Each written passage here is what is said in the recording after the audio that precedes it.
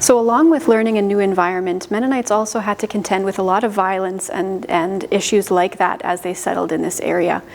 When they arrived in 1922, it was on the tail end of the Mexican Revolution, and actually the area that they settled in northern Mexico was the exact area where one of the most popular revolutionaries, Pancho Villa, was operating. And so from the 1920s up until the 1950s, Mennonites were contending with a lot of violence, damage to their property theft, even more serious issues of violence like murder and issues like that came up fairly often for them.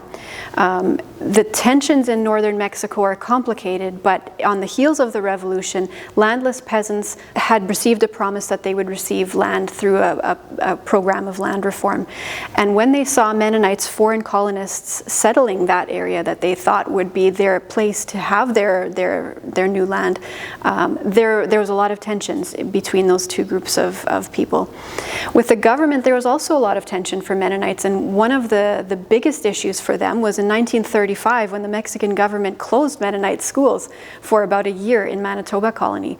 This was a serious concern to Mennonites because this was the exact reason that they had left Canada for Mexico in the first place. They eventually petitioned the government and won their right back to open their schools, but it sent a lot of people into a self-reflective kind of doubting way of mindset. And a lot of people in those early years, the difficulties were enough to make them turn around and head back to Manitoba and Saskatchewan. For the majority, however, the difficulties that they had to deal with in Mexico were bearable because of the religious freedom that they had been granted there.